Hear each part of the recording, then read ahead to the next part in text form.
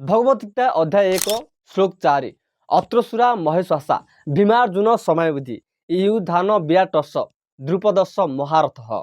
श्लोक 5 दृष्टकेतु चेकितान काशीराजस्व वीरवान पुरीजित कुंतीभोजस्व सभ्यस्व नरपुंगव। श्लोक 6 युधा मनुष्य विक्रांत उत्तमोजास्व वीरवान स्वभद्र द्रौपदेयास सर्व एव महारथ।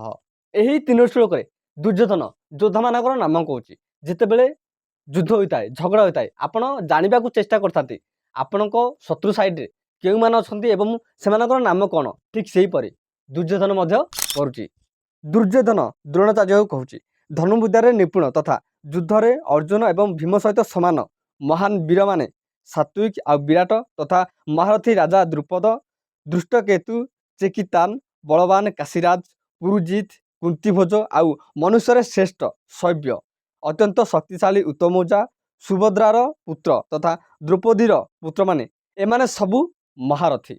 एथुरु आमको जाना पड़ी शत्रु हो कि शत्रु पर को समस्या ता विषय सब जानवा दरकार समस्या विषय जानवा दरकार समस्या तुम केते क्षति करिबारे से विषय जानवा दरकार ठीक से परी दुर्योधन करुच्ची। श्लोक 7 अस्माकं तु विशिष्टा ये तानि बोधो द्विजुतम नायका मम सैन्यस्य संज्ञा अर्थम तान ब्रवीमि ते।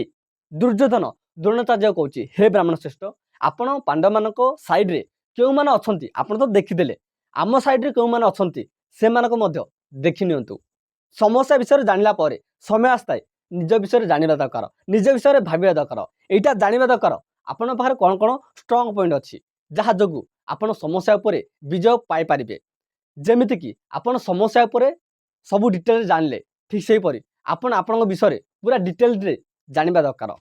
श्लोक 8 भवान विष्मस्व कर्णस्व कृपस्व समितिजय अश्वत्थामा विकर्णस सोमदंतिस्थ थैव च।